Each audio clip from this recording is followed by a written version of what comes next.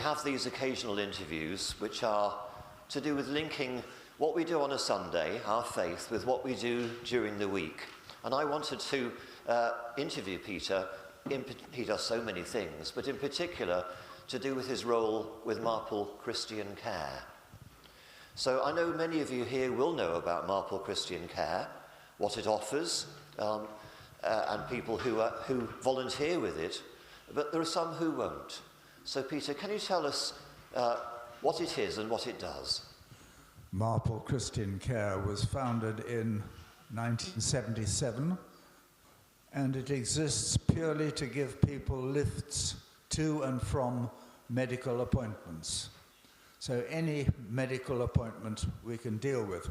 And we go as far afield as Rochdale Hospital, Old Trafford Hospital, Salford Hospital, Wythenshawe, Macclesfield, the MRI, and Stepping Hill, and all places in between. Thank you, Peter. 1977, so coming up to a 50th anniversary. Indeed, coming up, yes, next year. Yeah, that's exciting. So, Peter, what's your role within Marple Christian Care? And I think it's changed over the years. I used to be a driver, but gave that up after about 12 years. I'm still a telephone volunteer, and I'm also the treasurer. Thank you. Wonderful. And can you tell me who else from our congregation is involved in Marple Christian Care? Well, we've got two drivers, Maggie Williams and Margaret Lang. David Butterworth used to drive for us, but he's had to give up. So there are two drivers, and at the moment, no telephone volunteers apart from me. Right, thank you. What would you say has given you the most satisfaction out of your voluntary work with this? I think knowing that you've actually helped somebody to get to a medical appointment, which otherwise would be almost impossible, because bus services to and from a lot of these hospitals are just not existent. And taxis are very expensive. I mean, for instance, if you want to go to Wythenshawe, a taxi will charge you £45. We don't charge anything. If you want to make a donation to the driver's expenses, you're very welcome to, but there aren't any fixed charges at all. That's wonderful. So when you take someone to an appointment, do you wait for them until they've finished and bring them back again? Yes, we do. We wait for people while they're being seen to, and then bring them home and make sure they're safely back home. Excellent. Do you know how many volunteers there are, obviously beyond our church, altogether in Marple Christian Care? We have a strength of about 60. Wow. About half of those are telephone volunteers and the other half are drivers. And going into facts and figures here, I know you've done some homework on this one, ready. How many lifts does it provide per year? We're doing about 1,000 lifts a year, and that's just from Marple Bridge and Comstall. So you can see the requirement is quite high. We used to do only about 800, but at the beginning of last year, Stockport Car Scheme stopped taking people to medical appointments. So they came to us instead. So we've risen from about 800 to just over 1,000 a year. Right. You say Marple Bridge and Comstall. Mellor? And Mellor. Right. And Millbrow. Right. That's good. So if one of the congregation here wanted to access this help, if they had an appointment, how would they go about doing that? We have a telephone plugged into the URC office in Hibbert Lane.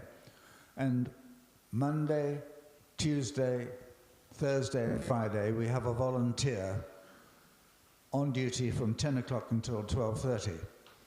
So simply ringing the number and speaking to the person and asking for a lift, and that's how it starts. So that's how to access it. If one of the congregation here were inspired by what you're talking about and thought, I'd like to be one of the volunteers, what would they need to do? Well, I've got a card which in my pocket. I shall put them out at the end. You need to talk to the secretary, because if you're going to be a driver, you're dealing with vulnerable people. So we need to do a full DBS check on people who are going to drive. So that's the first hurdle. The second hurdle is you need to tell your car insurance company that you're going to be doing volunteer driving. Now, most insurance companies simply note it on their records and that's it. But some want a higher premium. And that usually ends up with you saying, I'm sorry, I can't proceed because we can't pay any higher premium for you. Thank you. And then, how does the system work as a volunteer? If you're on the bank as a volunteer driver, how would a request come through to you? Well, what will happen is that, let's say somebody rings up and says, I've got to go to Stepping Hill next Friday and I've got an appointment at 10 o'clock. So the volunteer will take note of that and say, well, have you got a blue badge? Are you well sighted? Can you walk from the car park to the appointment without any trouble? If so, right, hold on and I'll try and find somebody. Then the volunteer will ring round the drivers and find a driver who is willing to do that job. And then phone the person back and say, right, Fred will take you, wait for you, bring you home, and he'll pick you up at about 9:30 because it'll take about half an hour to get from home to Stepping Hill. And then he'll be, or she will be there waiting for you to make sure that you can come home straight away after your appointment's finished. Thank you. So you're highlighting the importance of the volunteer telephone receptionists as well. Yes, very much so. They don't just take messages, they coordinate. Yes, they do, yes. That's excellent. How much notice would you normally get as a driver? Well, we won't take appointments more than 2 weeks ahead because that ties people down too far in the future. So with any appointment within 2 weeks, we'll cope with. I have, on occasion, as a telephone volunteer, had somebody ring me up in the morning and asking for a lift that afternoon. On that occasion, I managed it, but it's difficult. The more notice you can give, the better. 4 or 5 days, if possible. Yeah. Wonderful. And how often would a driver be called on? Nowadays, they'll be called upon at least once a week, and sometimes twice a week. But you can say no, presumably. You can say no, and the important thing about being a driver is that you can stipulate how far you'll go. I mean, we've got several drivers who will not go beyond Marple, Romilly or Woodley. And then you can also stipulate which days of the week you're willing to drive. So you can say, well, I can only manage it on Tuesdays and Thursdays. That's fine. We can cope with that as well. So this is a volunteer service, and people volunteer when they know they are going to be free, they hope, and we hope that they can do the job that we ask them to do. And you mentioned people who receive a lift may choose to give a donation to the driver.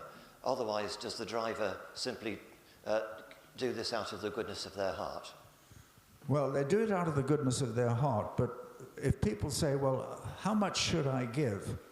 The answer is that a driver is allowed to claim 45p a mile, which is the inland revenue tax-free amount.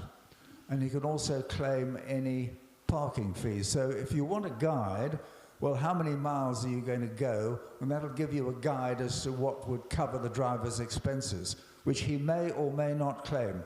Some of our drivers don't claim expenses, others do. So it's really a matter of having a chat with the driver about it at the time. Thank you so much, Peter. I think I just want to finish with a prayer. Right. So I thank God for your work, Margaret and Maggie's, David's, everyone who has volunteered from within our church and beyond. God bless you. God bless those you help. Amen. Thank you, Peter. Can we say thank you?